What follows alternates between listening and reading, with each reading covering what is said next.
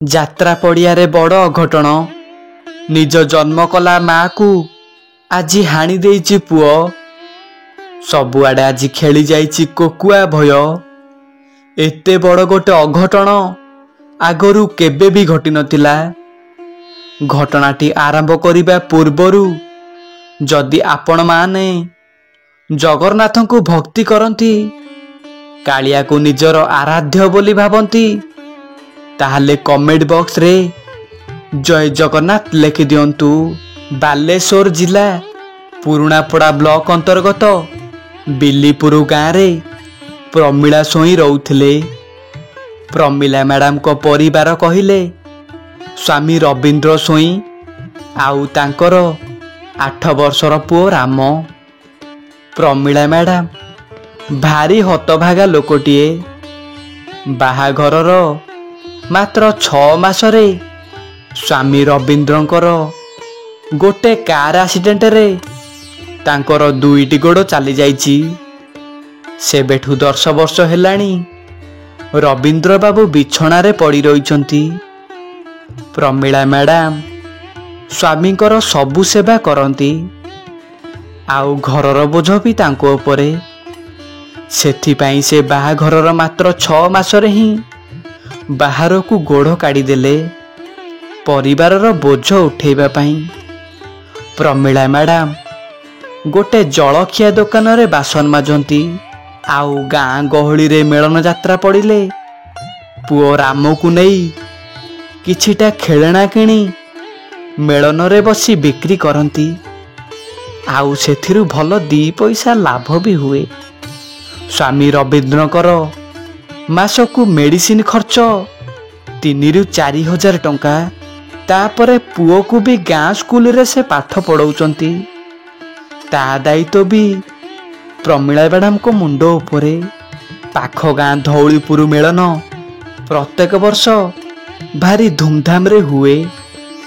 ପ୍ରତ୍ୟେକ ବର୍ଷ ଭଳି ଏ ବର୍ଷ ଧଉଳିପୁର ମେଳନକୁ ପ୍ରମିଳା ମ୍ୟାଡ଼ାମ ସେଇ ଜଗନ୍ନାଥଙ୍କୁ ମୁଣ୍ଡିଆଟିଏ ମାରିଦେଇ ପୁଅ ରାମକୁ ଧରି ବାହାରି ପଡ଼ିଥିଲେ ଖେଳନା ଗୋଦାମକୁ।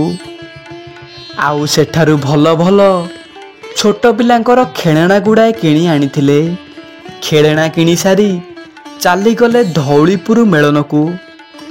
ଧଉଳିପୁରରେ ଶଙ୍କର ଅପେରା ଭଲ ଯାତ୍ରା କରୁଥିଲା। ଯାତ୍ରାରେ ବହୁତ ଲୋକ ବି ହେଇଥିଲେ। ପ୍ରମିଳା ମ୍ୟାଡ଼ାମଙ୍କ ଖେଳଣା ବି ଭଲ ବେପାର ହେଲା। ସେ ପ୍ରଥମ ରାତିରେ 700 ଟଙ୍କା ଲାଭ କରିଥିଲେ। ତା ପରଦିନ ଯାତ୍ରାରେ ପ୍ରମିଳା ମ୍ୟାଡ଼ାମ ଆଉ ତାଙ୍କ ପୁଅ ରାମ ପୁଣି ଖେଳଣା ପତ୍ର ଗୋଦାମରୁ କିଣି ଧଉଳିପୁର ମେଳନରେ ବିକ୍ରି କରୁଥିଲେ। ତାଙ୍କ ଗାଁ ପିଲା ଜମା ବି ଭଲ ପିଲା ନୁହନ୍ତି। କିଛିଟା ପିଲା ଆସି ପ୍ରମିଳା ମ୍ୟାଡ଼ାମକୁ କହିଲେ, ହେ ବୁଢ଼ୀ, ଆମ ଗାଁରେ ଦୋକାନ କରିଛୁ, ଆମେ ମଦ ପିଇବୁ, ଆମକୁ 500 ଟଙ୍କା ଦେଇଦେ। ପ୍ରମିଳା ମ୍ୟାଡ଼ାମ କହିଲେ, ଆରେ ଭାଇମାନେ, ମୁଁ ତ ଏଠି ଦୋକାନ କରିବି ବୋଲି ତମ ଗାଁ କମିଟିକୁ 200 ଟଙ୍କା ଦେଇଛି, ପୁଣି ତମକୁ କାହିଁକି ମୁଁ ପଇସା ଦେବି? ଏମିତି ପ୍ରମିଳା ମ୍ୟାଡ଼ାମ ପିଲାମାନଙ୍କୁ ମୁହେଁ ମୁହେଁ ମନା କରିଦେଲେ। ଗାଁ ପିଲାମାନେ ମଦ ପିଇଥିଲେ।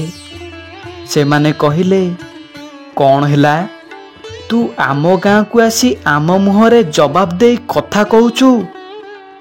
ଏମିତି ରାଗି ଯାଇ ସେମାନେ ପ୍ରମିଳା ମ୍ୟାଡ଼ାମକୁ ଟଣା ଓଟଡ଼ା କରିବାକୁ ଲାଗିଲେ। ପ୍ରମିଳା ମ୍ୟାଡ଼ାମ ଜୋରେ ଚିତ୍କାର କରି କାନ୍ଦୁଥାନ୍ତି। ଏସବୁ ଦେଖି ପୁଅ ରାମର ରକ୍ତ ଗରମ ହେଇଗଲା। ସେ ଦୋକାନ ପଛରୁ ଗୋଟେ ଅଧା ଇଟାଟେ ଆଣି ଗୋଟେ ଯୁବକ ମୁଣ୍ଡକୁ ମାରିଦେଲା, ଆଉ ସେ ଯୁବକ ବେହୋସ ହୋଇ ତଳେ ପଡ଼ିଗଲା। ଏସବୁ ଦେଖି ଅନ୍ୟ ଯୁବକମାନେ ପ୍ରମିଳା ମ୍ୟାଡ଼ାମକୁ ଛାଡ଼ି ଦେଇ ରାମକୁ ବହୁତ ମାରିଲେ। ଗୋଟେ ଛୋଟ ଛୁଆଟାକୁ ପାଖାପାଖି 10 ରୁ 12 ଜଣ ନିସ୍ତୁକ ମାଡ଼ ମାରିଲେ। ପ୍ରମିଳା ମ୍ୟାଡ଼ାମ ତାଙ୍କ ଗୋଡ଼ ହାତ ଧରି ପକାଉଥାନ୍ତି, ଆଉ ବିକଳ ହେଇ କହୁଥାନ୍ତି, ଆରେ ଭାଇମାନେ, ତମେ ମୋ ପାଖରେ ଯେତେ ପଇସା ଅଛି ତମେ ସବୁ ନେଇଯାଅ ରେ, ହେଲେ ତମେ ମୋ ପୁଅକୁ ଛାଡ଼ି ଦିଅ। ଏମିତି କାକୁତି ମିନତି ହେଇ ପ୍ରମିଳା ମ୍ୟାଡ଼ାମ ବହୁତ କାନ୍ଦିଲେ। ହେଲେ ସେମାନେ ନିଶାରେ ଥାଆନ୍ତି। ସେମାନେ ପୁଅ ରାମକୁ ବହୁତ ବାଡ଼େଇଲେ। ତା ମୁହଁ କାନରୁ ରକ୍ତ ବାହାର କରିଦେଲେ।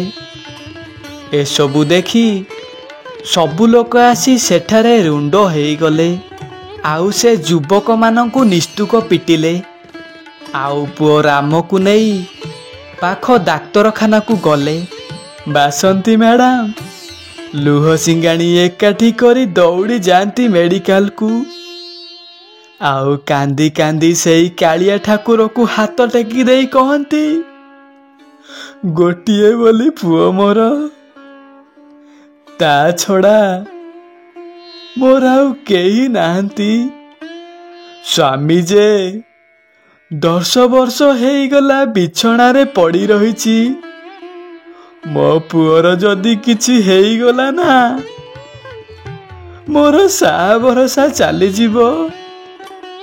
ହେ ଜଗତର ନାଥ ଜଗନ୍ନାଥ, ମୋ ପୁଅକୁ ତୁ ବଞ୍ଚେଇ ଦେ ରେ କାଳିଆ। ମୋ ପଣତକୁ ତୁ ଖାଲି କରି ଦେନି ରେ। ସେଇ କାଳିଆର ଆଶୀର୍ବାଦରୁ ମଧ୍ୟ ପୁଅ ରାମର ବିଶେଷ କିଛି କ୍ଷତି ହୋଇନଥିଲା। ତା 10 ଦିନ ପରେ ସେ ସୁସ୍ଥ ହୋଇ ଘରକୁ ଆସିଲା। ପ୍ରମିଳା ମ୍ୟାଡ଼ାମଙ୍କ ଜୀବନରେ ଘଟି ଯାଇଥିବା ସତ୍ୟ ଘଟଣାଟିଏ। ଯଦି ଭିଡ଼ିଓଟି ଭଲ ଲାଗିଥାଏ ତାହେଲେ କମେଣ୍ଟ ବକ୍ସରେ ଜୟ ମା ନହେଲେ ଜୟ ଜଗନ୍ନାଥ ଲେଖିଦିଅନ୍ତୁ।